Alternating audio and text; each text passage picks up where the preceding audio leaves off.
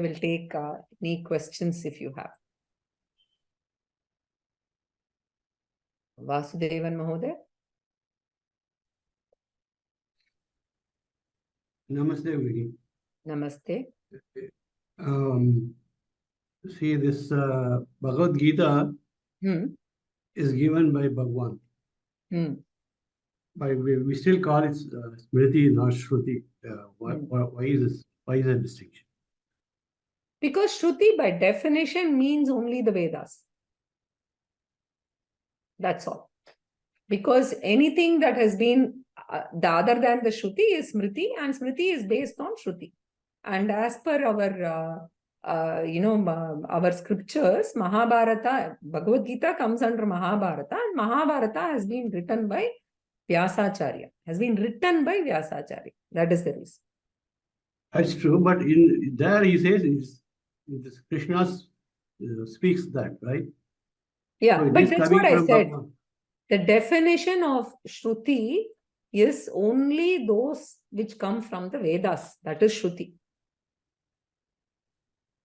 Vedas are coming from Bhagwan, right?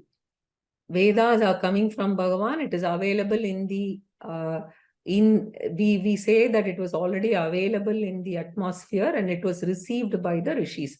So therefore Vedas are called as Shruti and they are treated as Apaurusheya Pramana. All the others are treated as only Smritis which are based on the Shruti. This is more a definition, and because it is Apaurusheya, only Vedas are considered as Shruti. Okay, maybe I'm going to silly matters. So just wanted to clarify this. Yeah, sure. Thank you. Anybody else? Yeah, I'm just okay. Aditya, please go ahead. Namaste, Ma.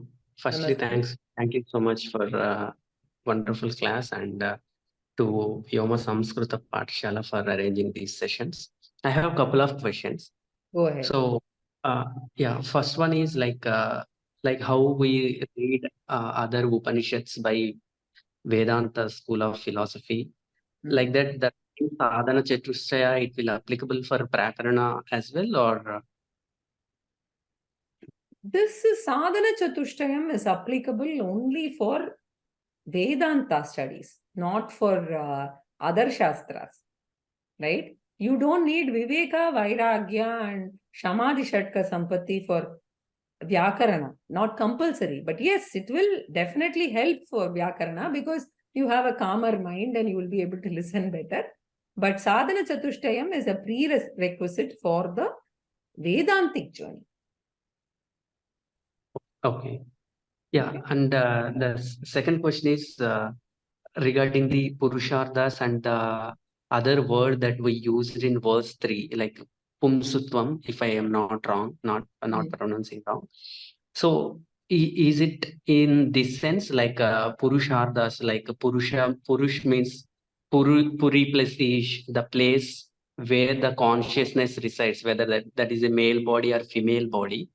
So the main essence is like talking about the consciousness, though Advaita defend the point of, non-duality, there is no Purusha and Prakriti, and they will purely say only about Atman and Brahman is one.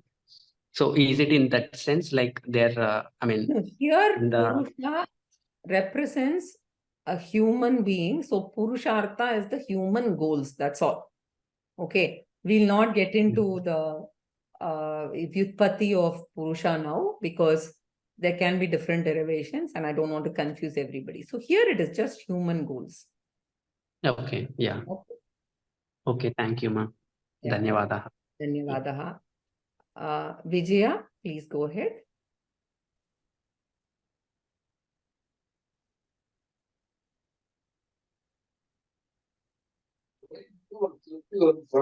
Ma'am, namaskara. Namaskara. अत्र आत्मः इति अस्ति खलु आत्मः इति अत्र एतत् तृतीया विभक्ति एकवचनं वा आत्मः आत्मः here is prathama vibhakti प्रातिपदिकं किम् अत्र nakaranta shabda नकारान्त शब्दः Killer of Atma. प्रातिपदिकं किम् अत्र महोदय? Atmahan. आत्महन्. अत्र आत्मः इति प्रथमपुरुषे एकवचनं. That's why, in fact, I mentioned that only for few people like you, because I don't want to get into Vyakarana. I told because I knew somebody would get this doubt. It is killer of Atma. Atmahan Shabda, Atmaha Pratama Vibhakti. Ekavachana. Okay? धन्यवादः. अस्तु. Nilanjana Bhagini, go ahead. Thank you, Ramaji, for another wonderful session. My question is, it's more of a wonder that this entire chanting in Swamiji's voice, is it available somewhere? Because I found it very beautiful, very unique. So I want... I'll check. I have a feeling that the original one will be available, the 500 ones. I'm not sure. Let me check. Otherwise, let me see what to do. Even I have been thinking, because this is a very beautiful set of verses, and if possible, we can repeat it. I will think about it and let you all know whether from the coming class, anyway, we'll start the class at 8:20. The reason is because we want to spend time on chanting. So I thought we'll do Shiva Manasa Puja chanting. But let me see if it is at all possible to get Vivekachudamani chanting, and we'll see. Otherwise, we have to make do with, whatever I chant in class. We'll see how to manage. Okay? I will look at it. Thank you. Okay. Okay. Then Ashok ji, please go ahead. Am I audible, madam? Yes, yes. My first is just has Shankaracharya written any bhashyam on this, or anyone else has written bhashyam on this Vivekachudamani? In fact, there is a Sringeri Acharya who has written a commentary on this, on Vivekachudamani. No, I mean in the earlier times. No, this is by Acharya, right? Let me check whether there have been any other commentaries. It must be there because so many Acharyas were there. I'll come back to you on this. I have seen Sringeri Acharya's, one of the Acharya's commentary, but I will look at how early it is. The second question is, madam, if a person has got desire, then why will he not pursue the moksha part? I mean, unless the circumstances are like that. Sometimes circumstances also don't help because you are so stuck in the family problems. It can happen. And also sometimes you don't get the right guru. So many people tell me that they were going from guru. No, assuming you get the guru and then you may distray. Oh, you're saying you got the guru and you have desire for moksha? Then that is what Acharya is saying. Then do all that you need to do to make sure that you get moksha here and now. Be a Jivan Mukta is what he's trying to tell you. Means something like, in case of Jnanadeva, his father took sannyasa and then his guru advised that go back. And that's how Jnanadeva and others were born. Correct. So there are circumstances sometimes prevent a person if all of these are there also. But that is again, as I told you, punyam and karma yoga and all that is the solution for it. Okay, thank you, madam. Thank you. So let me just see who else has. Vivek Shroff. Go ahead. Pranam to you. Which standard textbook you will recommend to us to buy to accompany with this learning sessions? You can buy the one which is, see, we are going to put up a PDF, that is enough. And my classes will be put up, that is actually sufficient. Yeah. Otherwise, the you audio can, suddenly not, buy. I can't listen to you. Others are able to listen? Yes, ma'am. Okay, then I think he has a problem. We'll come back to Vivek. Hello. Somebody has kept the mic on. Please. Hello. Okay, we'll come to you later then. Hello. Venkatji, go ahead. Oh, so there's some problem with my system. It seems I'm not able to hear anything. Okay. Vasudevji. Just Yeah, namaste, Mahoday. Namaskar. now it is okay. Yeah. Now it is okay. Yeah, we all understand, but keeping this priority and untangling ourselves from our day-to-day vyavahara, that is the efforts we need to put. Correct. Just a comment. Dhanyawad. Yes. Vasudevanji, are you waiting to speak? Yes, ma'am. Go ahead. So we said about only Manushya Janma we can go for moksha. And animals don't go for have a opportunity for that. Is it true with devas also? The devas also they cannot they don't have the opportunity. You have to be born as Manushya again before you attempt for The moksha. problem with devatas is they expend a lot of punya, right?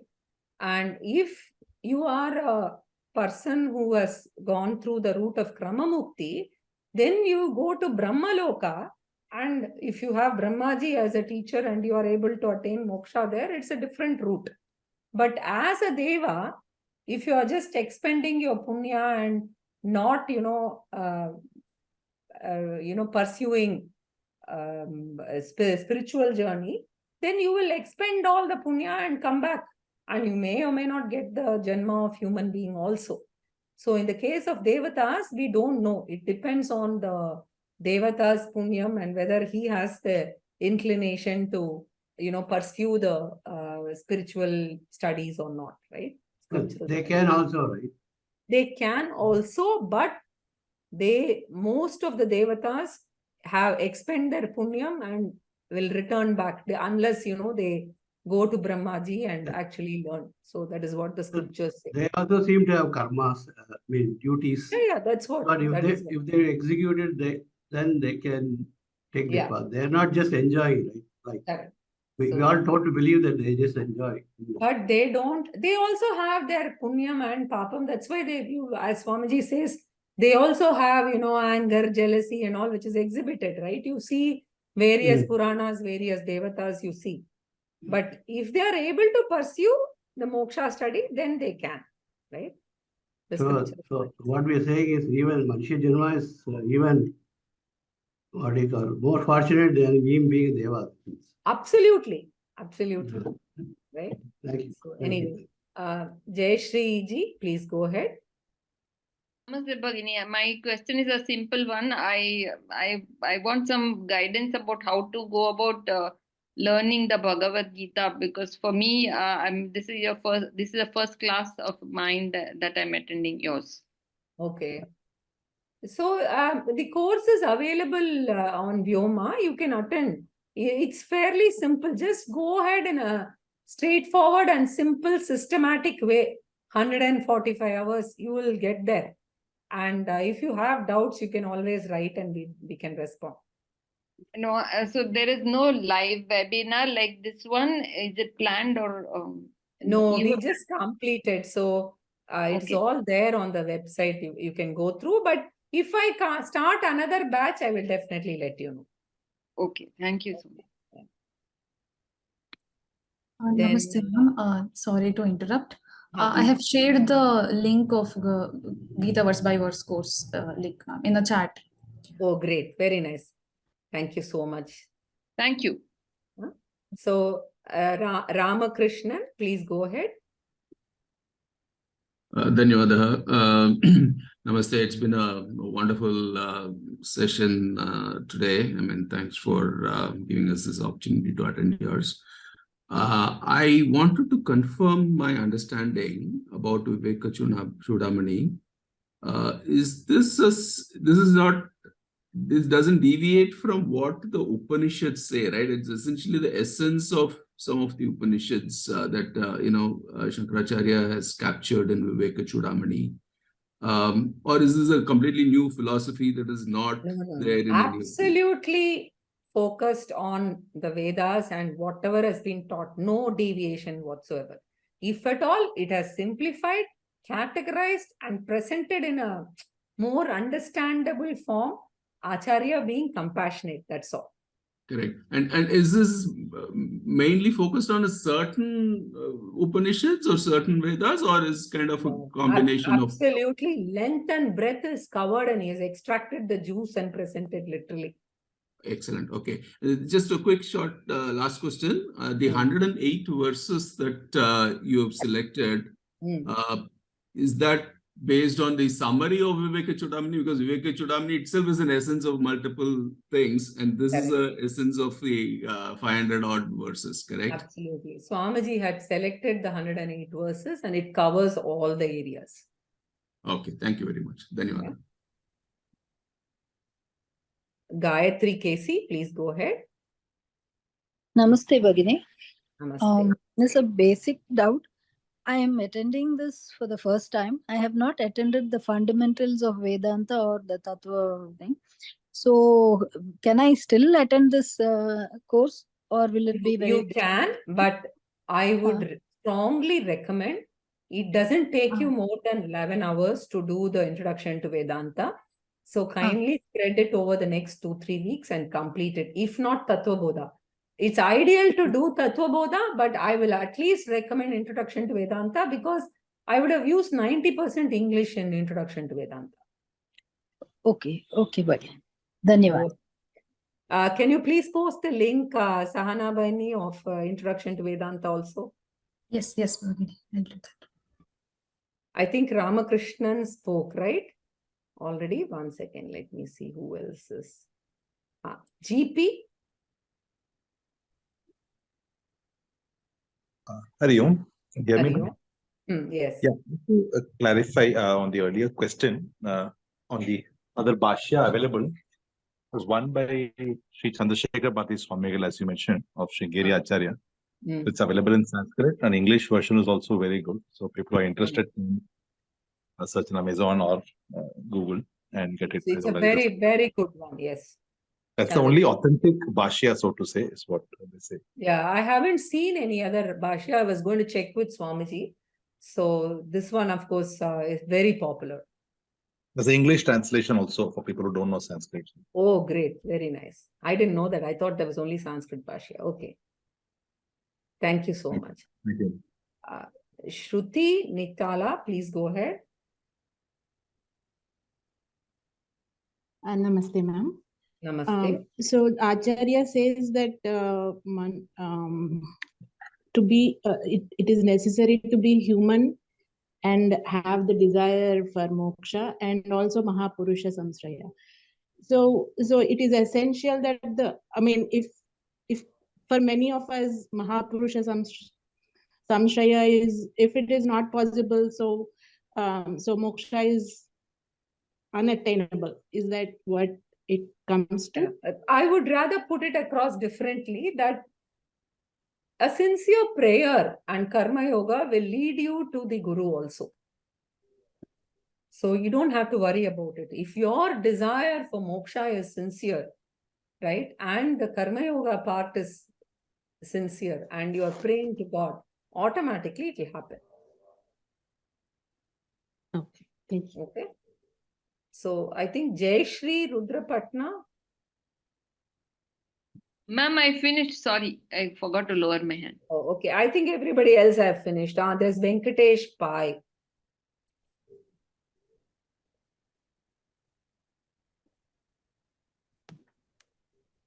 Yes.